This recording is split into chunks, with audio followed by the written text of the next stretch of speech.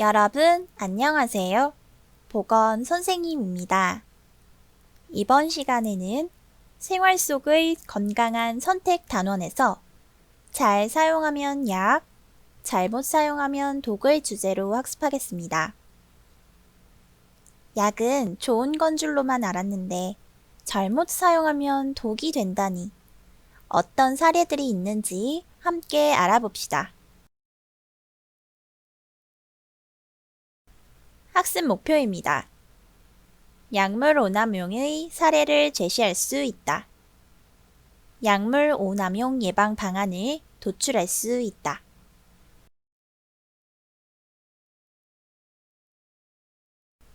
학습 계획으로는 1번 약물을 알아보아요. 2번 아플 때 무조건 약부터 사용하나요? 활동 1을 통해 우리 몸의 신호를 이해하고 약을 사용하기 전에 어떻게 대처할지 알아볼 거예요. 다음과 같은 상황을 보았거나 경험한 적이 있는지 떠올려 봅시다. 문제라고 생각되는 부분을 찾아보세요. 아치! 엄마 약인데 이거 먹어. 시험 기간에 커피와 초콜릿은 필수품이지. 너무 맛있는데? 영양제니까 더 먹어도 되겠지? 알약만 먹어서는 소화가 잘 안 돼.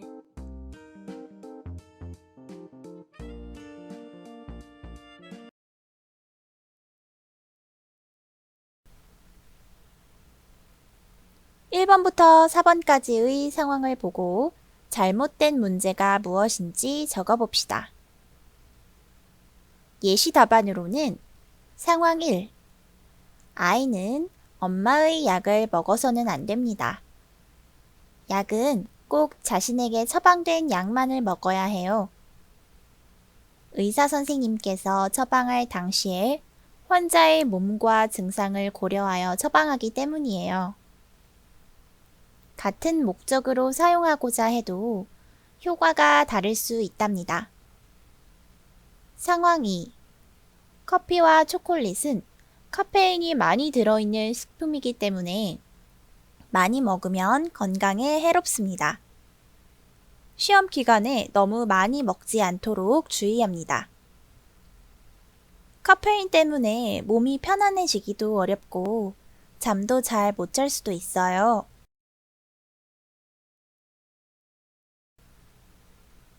상황 3. 약은 정해진 약만 복용해야 합니다. 더 좋은 효과를 보고 싶어서 정해진 양보다 많이 먹게 되면 독이 된답니다. 상황 4. 약은 정해진 복용법에 맞게 먹어야 해요. 같이 먹어도 되는 약이 있고 아닌 약이 있기 때문에 설명서를 잘 읽어보아야 한답니다.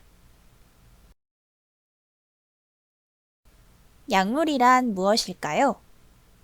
우리 몸속에 들어와서 화학적인 반응을 일으켜 신체에 작용하거나 뇌에 영향을 주어 생각이나 인식, 행동을 변화시키는 물질을 말합니다.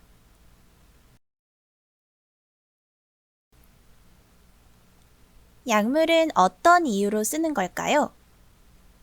주로 질병의 예방이나 진단 및 치료에 사용합니다. 치료가 아닌 다른 목적으로 중독을 일으킬 수 있는 약물을 사용하면 신체와 정신을 흥분시키거나 억제하며 환각작용과 같은 부작용이 발생합니다. 그러니까 약물을 내 마음대로 함부로 사용하면 안 되겠지요?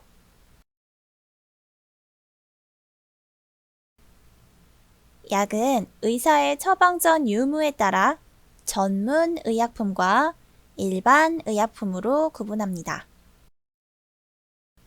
전문 의약품은 의사의 진단과 처방이 있어야 약국에서 살 수 있는 약품이며 부작용이 심하거나 내성이 생기기 쉽고 습관성, 의존성이 있어서 중독을 일으킬 수 있는 약을 말합니다.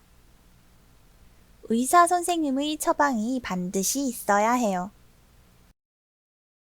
일반 의약품은 전문 의약품보다 비교적 부작용이 적고 의사의 처방 전이 없이도 약국에서 구매할 수 있는 약입니다. 그렇지만 약사님의 설명을 듣고 복약 안내문을 잘 읽어보고 지침대로 사용해야 해요. 그런데 우리는 왜 아프게 되는 걸까요? 몸이 아픈 까닭은 우리 몸 안의 균형이 깨지거나 염증 반응이 일어나 몸이 회복할 수 있도록 신호를 보내기 때문이에요. 우리의 몸은 건강한 상태를 일정하게 유지하고자 하는 항상성이 있는데요.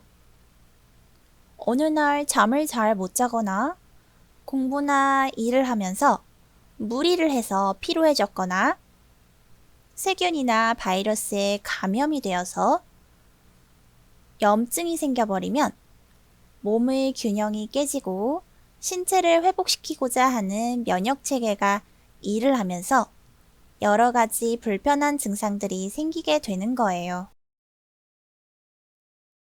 예를 들어 세균이나 바이러스 같은 병원체가 우리 몸에 침입했을 때 우리의 몸은 열이 오르고 혈액의 흐름이 증가하는 등의 반응이 나타날 수 있습니다. 이러한 이유는 우리가 스스로 몸을 지키기 위해 면역 체계를 작동시키기 때문인데요.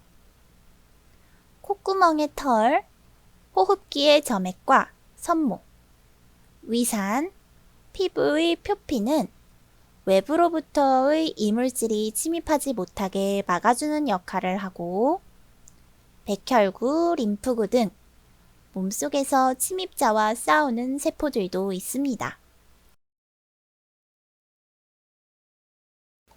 그러니까 우리 몸에는 자체적으로 방어를 담당하는 면역 체계가 있는 건데 필요할 경우에 약을 사용하는 거랍니다.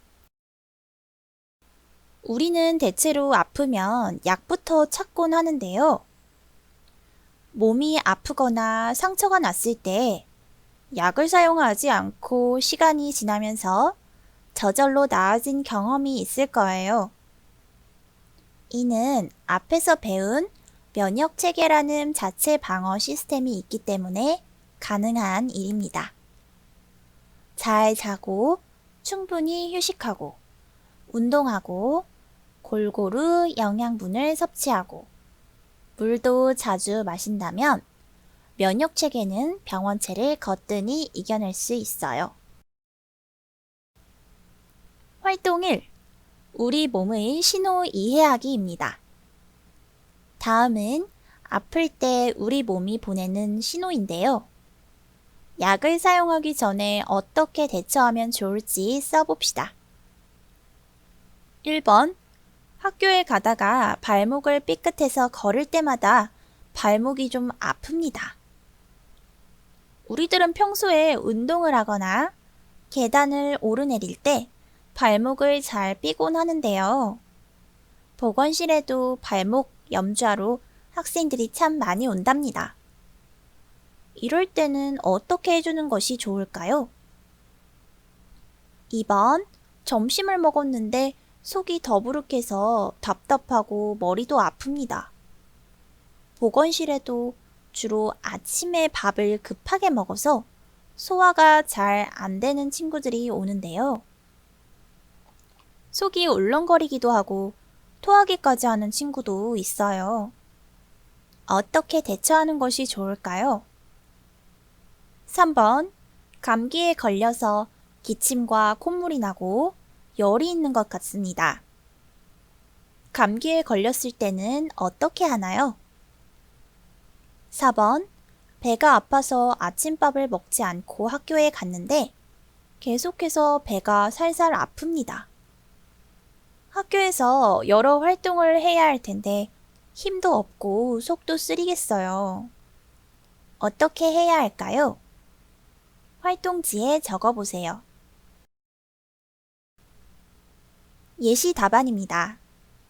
1번, 발목이 아프면 쉬어주어야 합니다. 충분히 발목을 쉬어주도록 해서 회복될 수 있게 기다려주세요. 심장보다 발을 높게 하여 휴식하고 얼음찜질을 해주면 통증이 완화될 수 있어요. 평소 걸을 때 바른 자세로 천천히 걷고 체육 활동을 할 때 무리하지 않도록 하여 발목이 꺾이지 않게 조심합시다. 겉으로 보기에 발목이 부어 있거나 통증이 심하다면 병원에 꼭 가도록 합니다. 2번, 점심을 너무 많이 먹은 것 같으니 다음 한 끼를 거르거나 많이 먹지 않도록 조절합니다. 속이 더부룩한 것은 소화가 잘 되지 않았다는 신호예요. 3번, 우리 몸이 감기 바이러스와 싸우면 기침, 콧물, 발열 증상이 생기는데요. 우리 몸이 바이러스와 잘 싸울 수 있도록 밥을 잘 먹고 충분히 휴식해서 힘을 길러주세요. 4번, 전날 밤 늦게 음식을 먹고 자면 잠을 자는 동안 장 운동으로 인해 다음날 배가 아플 수 있고 아침까지 먹지 않으면 장 운동이 원활하지 않게 됩니다. 일단 약을 먼저 먹기보다는 물을 조금 섭취해보고 화장실에 다녀오도록 합니다. 보건실에 가장 학생들이 많이 오는 이유 중 하나가 바로 복통인데요. 처음부터 약을 먹기보다는 안정하며 복부에 따뜻하게 찜질을 해주고 상태를 지켜봅니다. 약을 먹지 않아도 화장실에 다녀오거나 보건실에서 안정한 후에 금방 좋아지는 친구들이 많답니다.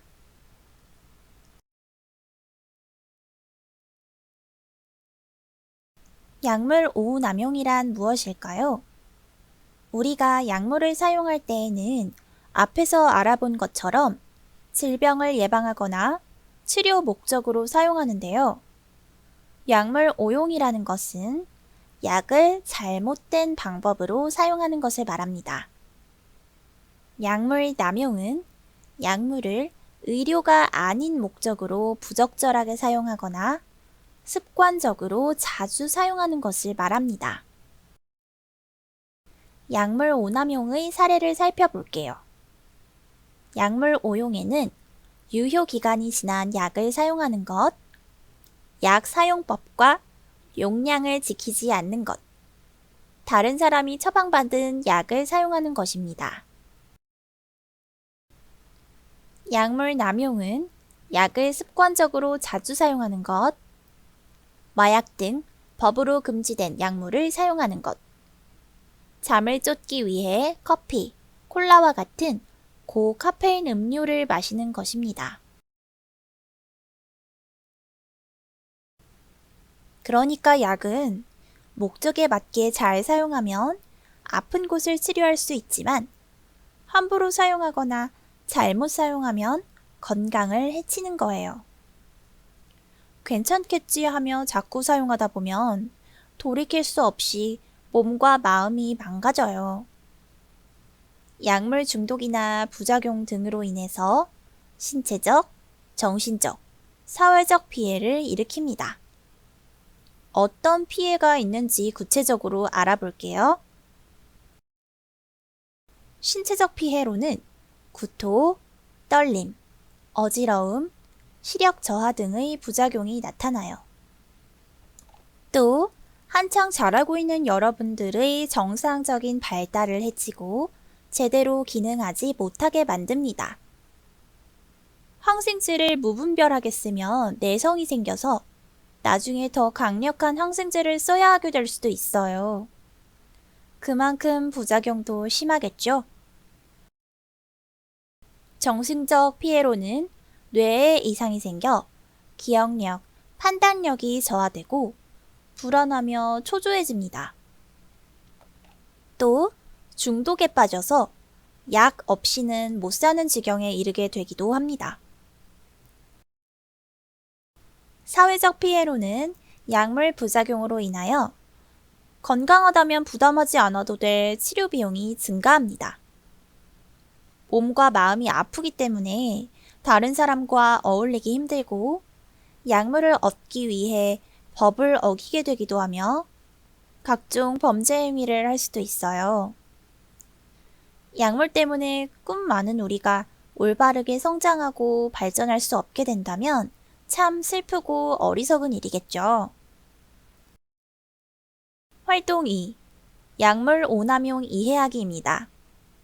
앞에서 배운 약물 오남용에 해당하는 내용을 읽고 무엇이 문제인지 써봅시다. 1번. 감기약을 먹고 1시간이 지났는데도 낫지 않아 한 봉지를 더 먹었습니다. 제대로 된 약 용량을 지키지 않은 것 같아요. 2번. 총명이는 공부를 하면서 졸릴 때마다 카페인이 들어있는 음료를 사서 마십니다. 졸릴 때마다 카페인 음료를 마시면 나중에 잠을 잘 잘 수 있을까요? 예시 답안입니다.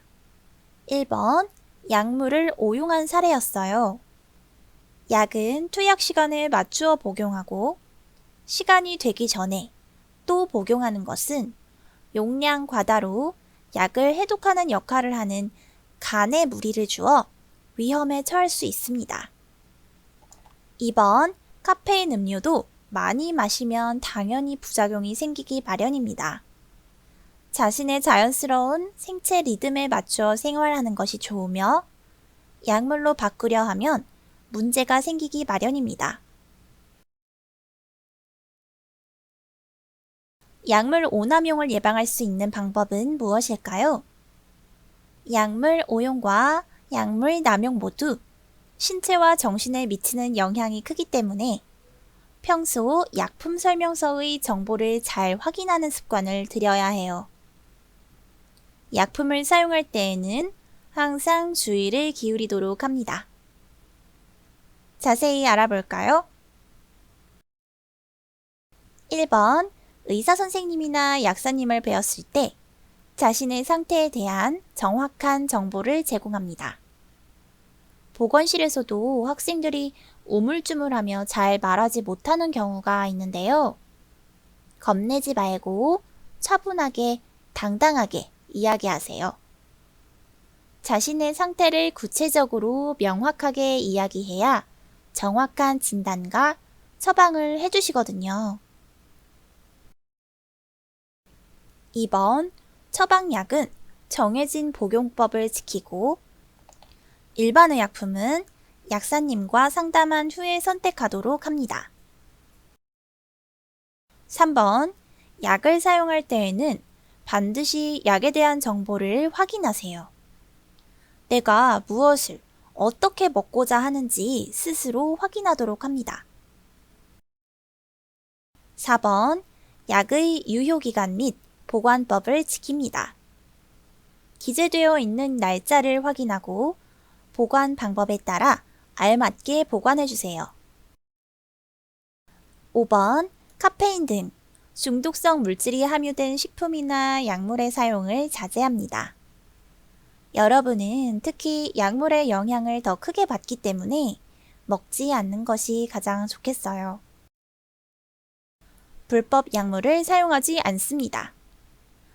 요즘 마약에 중독되어 스스로의 건강을 해치는 사람이 많이 있어요. 마약은 치료 목적으로만 사용해야 합니다. 소중한 친구와 가족과의 관계도 잃어버릴 수 있는데요. 누군가 여러분에게 달콤한 말로 마약을 권유한다면 반드시 거절하고 신고해야 합니다. 꼭 명심하세요. 정리하기 시간입니다. 약물 오용과 약물 남용을 예방하기 위한 방법으로 적절하지 않은 것은 무엇일까요? 1번. 약을 사용할 때는 약에 대한 정확한 정보를 확인해야 합니다. 2번. 몸이 아플 때 증상이 비슷하다면 다른 사람이 처방받은 약이라도 먹을 수 있습니다. 3번. 유효 기간이 지난 약은 함부로 버리지 말고 약국에 있는 폐의약품 수거함에 버립니다. 4번, 의사의 진료를 받거나 약국에서 약을 살 때는 현재 복용하는 약, 부작용 사례, 특이 체질 등 자신의 정확한 정보를 제공합니다. 정답은 2번이지요. 증상이 비슷하더라도 다른 사람에 맞게 처방된 약을 내가 먹어서는 안 되며 약은 자신에게 처방된 약만 복용하도록 합니다. 약물 오남용에 대한 많은 내용을 공부하였는데요. 약의 사용 방법에 대해 잘 알게 되었나요? 괜찮다고 생각하여 아무렇게나 약을 먹다 보면 부작용이 생기게 됩니다. 약은 꼭 올바르게 사용하는 것 잊지 마세요. 요즘에는 인터넷에서 일반인들도 약에 대한 많은 정보를 쉽게 찾아볼 수 있는데요. 근거 없이 떠돌아다니는 잘못된 정보는 믿지 않도록 하고, 궁금한 점이 있다면 꼭 의사 선생님과 약사님과 상담하도록 해요. 평소에 면역력을 잘 길러서 내 몸을 스스로 잘 지킬 수 있도록 합시다. 이번 시간도 수고 많으셨습니다. 감사합니다.